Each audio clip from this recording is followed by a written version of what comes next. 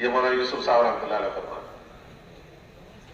اور فرمایا کہ جب تکبیر کہو اللہ اکبر، یہ ہاتھ جب اٹھاتے ہیں اللہ اکبر کے لیے تو دو چیزیں ہیں، ایک ہاتھ اٹھانا ہے اور ایک منہ سے اللہ اکبر کہنا ہے۔ اللہ اکبر منہ سے کہتے ہوئے یہ دھیان ہو کہ سب سے بڑے اللہ، اتنے بڑے اللہ کہ جو اپنے ایک امر کن سے ساتوں آسمان اور ساتوں زمین کو بنا دیا، اور اپنے امر کن سے ساتوں آسمان اور زمین کو بسم کر کے ختم کر سکتا ہے، اور اس سے بھی بڑا آسمان اور اس سے بھی بڑی زمینیں اپنے امر کن سے بنا سکتا ہے، وہ اللہ اکبر، اتنے بڑے اللہ۔ اور یہ ہاتھ اٹھا کر یہ اشارہ کر رہا ہے کہ سارے اللہ سے چھوٹے، وہ سارے چھوٹے پیچھے، اللہ سب سے بڑا، اس اللہ کی طرف دھیان جمانے کے لیے میں کھڑا ہوں۔ ہمارے مولانا جمشید صاحب رحمۃ اللہ علیہ کو ہم نے دیکھا، میرا بستر ان کے ساتھ ہی رہتا تھا ہر وقت طالب علمی میں، تو وہ جب نماز پڑھتے تھے سنت آ کر اپنے کمرے میں اپنی جگہ پہ یا تہجد میں جب کھڑے ہوتے تو تکبیر تحریمہ کے لیے جب ہاتھ اٹھاتے اور باندھتے تو یوں کرتے اللہ۔ میں نے ان سے کہا، میں نے کہا جی آپ اتنے زور سے یہ کیا کہتے ہیں؟ فرمایا سارے اللہ کے غیر کو میں پیچھے جا کرتے تھا، چل پیچھے جا، اللہ سب پیچھے، اب بس اللہ ہی اللہ ہے، اللہ ہی۔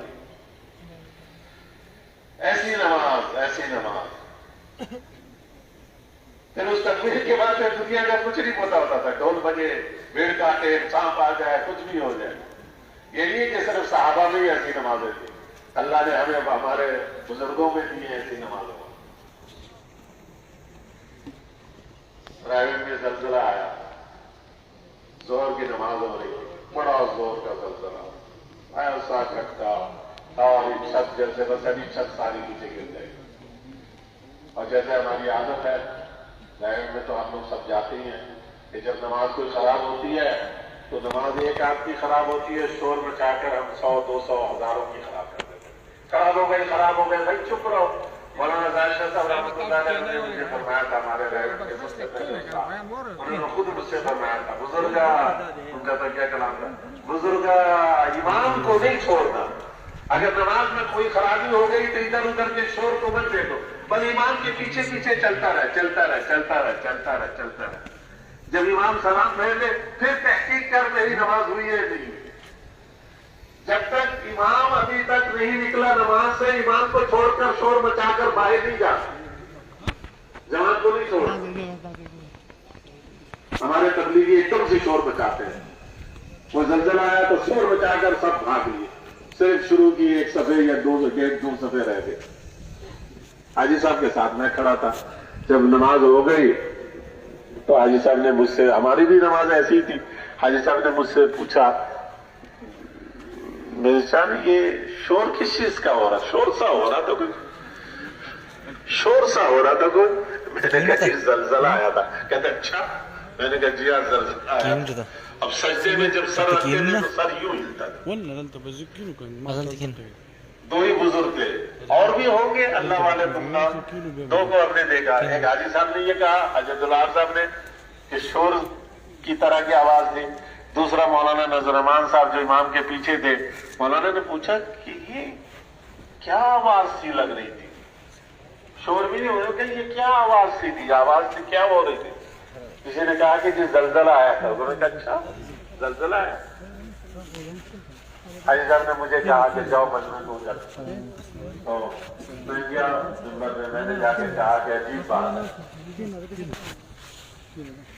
موت تو ایک حقیقت ہے نا، موت تو حقیقت۔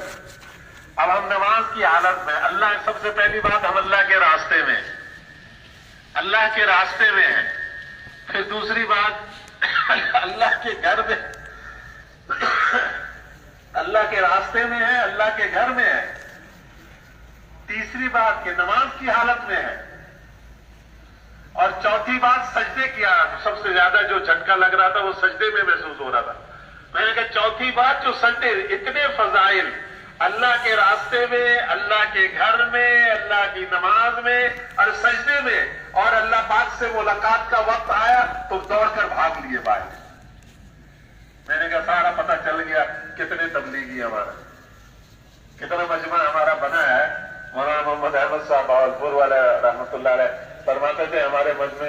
لوگ کہتے ہیں اتنا مجمع ہو گیا بس یوں انقلاب لے آؤ. میں نے کہا ہمیں اپنی فوج کی طاقت کا پتہ ہے.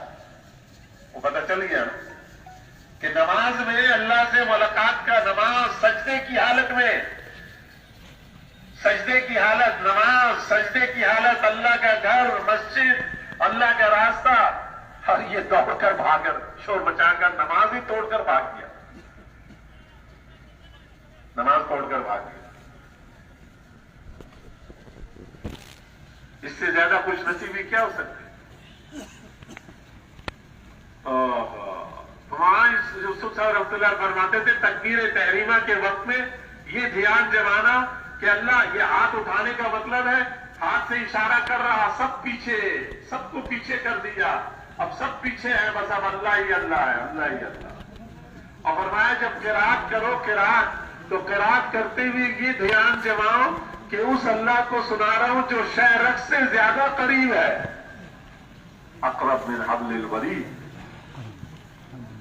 ایک حافظ بچہ ہو نا اور اس کے پیچھے اس کے استاد کھڑے ہو جائیں سامنے، تو دیکھو اس کی ٹانگیں کیسے ہلتی ہیں. استاد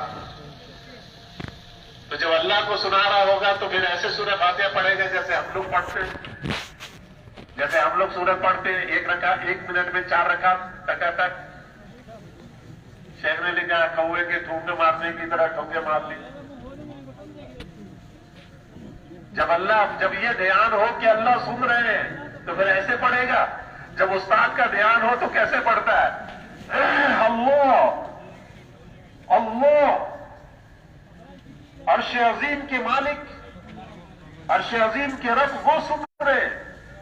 تو کس دھیان سے پڑھنا چاہیے، کس اطمینان سے پڑھنا چاہیے تسبیحات کو، قرات کو.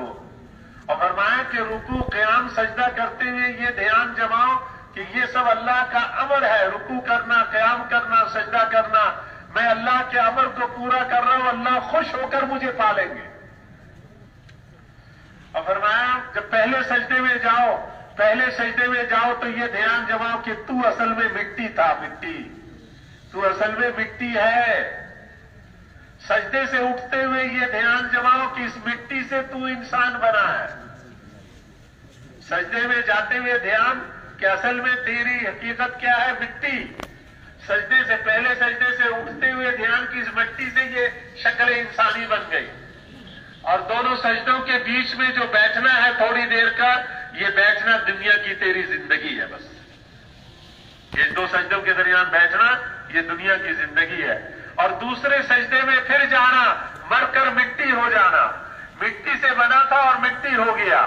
اور دوسرے سجدے سے اٹھتے ہوئے یہ دھیان کہ قیامت میں اللہ کو حساب کے لیے کھڑا ہو رہا ہے. فرمایا ہر رکعت میں یہ دھیان جماؤ. آج عشاء کی نماز سے پہلے کوشش کریں کہ عشاء کی نماز میں اس دھیان سے نماز پڑھنے کی. 4 رکعت تو ہو جائے کوئی، تو وہ تو پتہ نہیں غوث اور قطب ہوگا اس زمانے کا. اگر 1 رکعت کے ایک حصے میں بھی ہو گیا تو بھی کام بن جائے گا انشاءاللہ. کریں گے نا انشاءاللہ. نماز ایسی نماز بنانے کی کوشش کریں. ایسی نماز نہیں کہ اللہ اکبر کہا اور السلام علیکم کے بعد پتہ چلا کہ میں نماز میں تھا. اچھا امام صاحب نے نماز ختم کرا دی، ہو گئی نماز پوری. فرض تو ثابت ہو جائے گا، لیکن جو نماز پر انعامات ہیں وہ انعامات نہیں ملیں گے. بے حساب و کتاب جنت کا داخلہ، اور بے حساب و کتاب دنیا کی روزی کی تنگی کا ختم ہونا، اور شیطان کے تصرف سے بچنا، بے حیائی برائی سے حفاظت. اس نماز کے لیے تو نماز کو نماز بنانا پڑے گا. ان سارے انعامات کے لیے نماز کو نماز بنانا پڑے.